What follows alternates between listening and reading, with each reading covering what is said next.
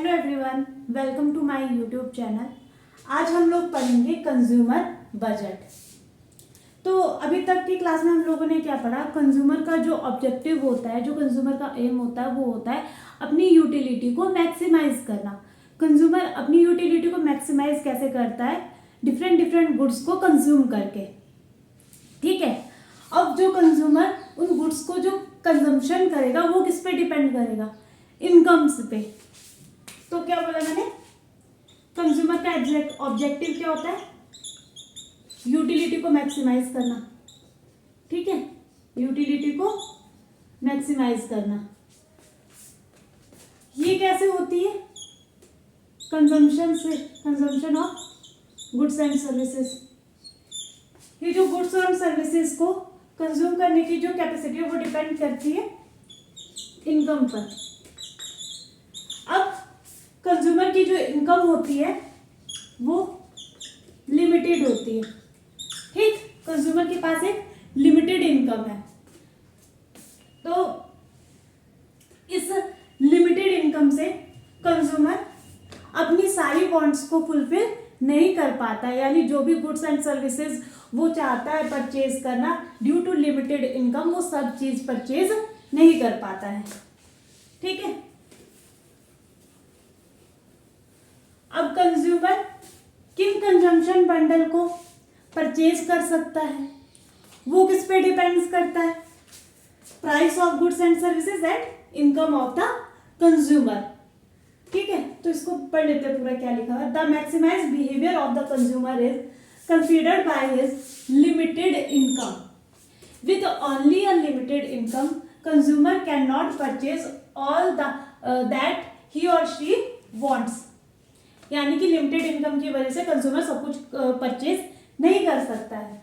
The availability of consumption bundle to a consumer depends mainly on the following two factors: price of goods and services and the second of the income of the consumer.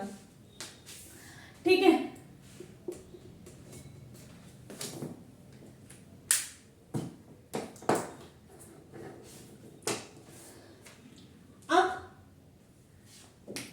हम लोग के पास prices given है और income given है।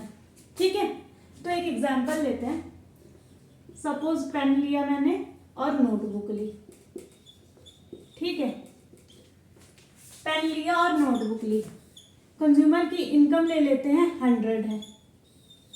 ठीक है, pen का जो प्राइस है वो है 10 रुपीज और नोटबुक का जो प्राइस है वो है 20 रुपीज। तो देखते हैं टोटल एक्सपेंडिचर कंज्यूमर कितना करेगा। अगर एक यूनिट पेन ले रहा है, एक पेन ले रहा है और एक नोटबुक ले रहा है, तो कंज्यूमर कितना खर्चा करेगा? एक पेन 10 का आया और 1 नोटबुक 20 की, तो 20 + 10 30। कंज्यूमर के पास कितने बचे? 70। ठीक है। अब अगर कंज्यूमर 4 पेन और 3 नोटबुक ले रहा है, तो कितना हो गया? 40। 3 × 20 60 + 40 100। कंज्यूमर के पास कुछ भी नहीं बचा। ठीक है, एक और केस लेते हैं। 5 पेन ले रहा है और 3 नोटबुक ले रहा है। ठीक है, यहां पर कितना आया? 550 + 60 110। अब इतने तो पैसे ही नहीं है कंज्यूमर के पास, इतनी तो उसकी इनकम ही नहीं है।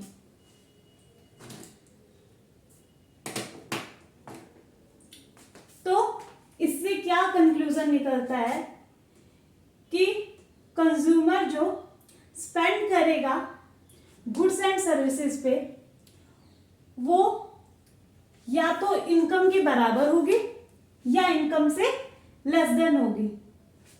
ठीक है, जो एक्सपेंडिचर करेगा कंज्यूमर इन पे, तो ये वाला भी फॉलो होती है कंडीशन, ये वाली भी फॉलो होती है। ठीक है, क्योंकि ये 100 से लेस देन है 30 और ये 100 के बराबर है। 110 इसको वो नहीं परचेज कर सकता है क्योंकि ये इसकी इनकम से ज्यादा है। ठीक है, अब पढ़ेंगे इसके बाद next budget set.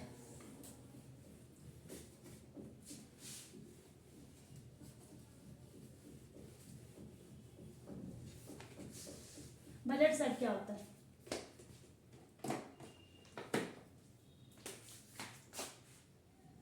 Budget set ये क्या होता है?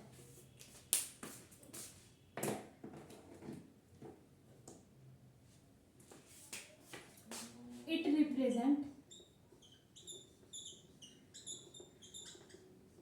those consumption bundle that consumer can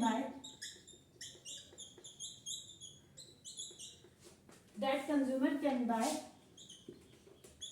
his or her money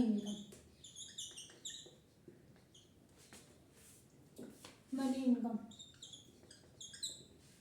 ये उन कंजम्पशन बंडल को रिप्रेजेंट करता है जो कंज्यूमर अपनी मनी इनकम से खरीद सकता है।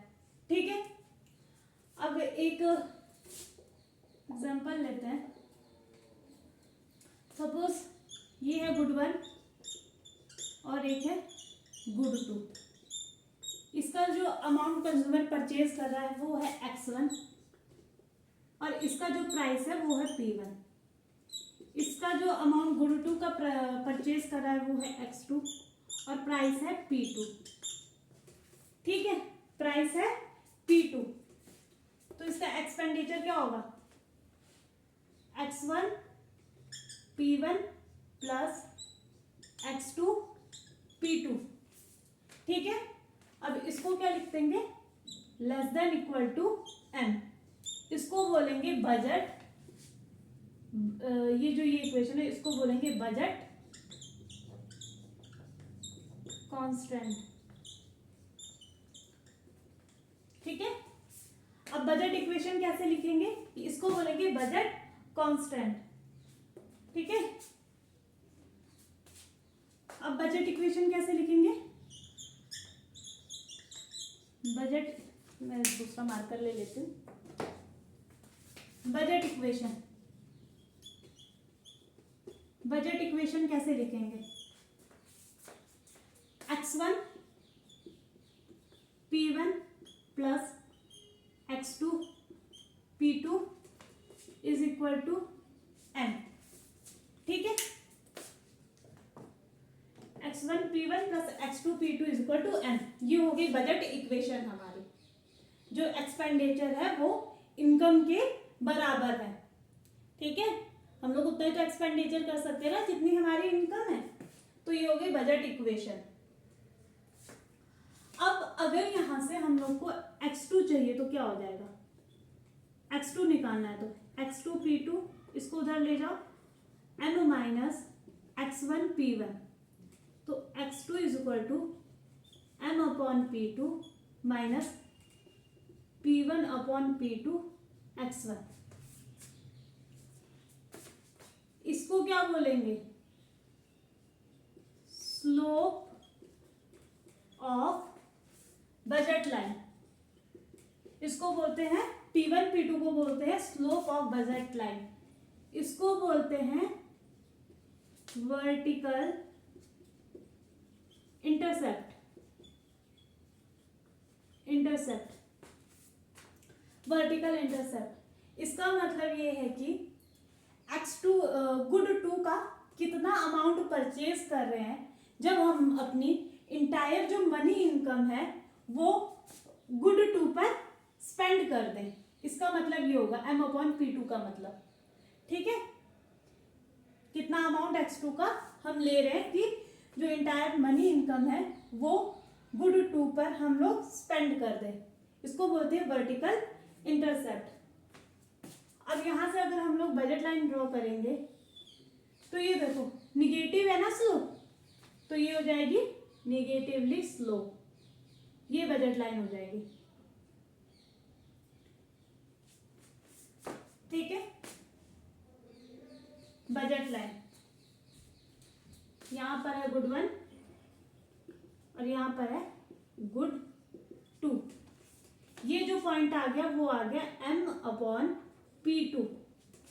यहाँ पर इस पॉइंट पे देखो ना, हम x की जो क्वांटिटी कंज्यूम कर रहे हैं वो 0 कर रहे हैं और पूरी जो इनकम है वो इस पे स्पेंड कर रहे हैं। ठीक है, अब अगर यहां से हम लोग x1 निकालेंगे तो क्या आएगा, x1 is equal to M/P1 minus P2/P1 into x2।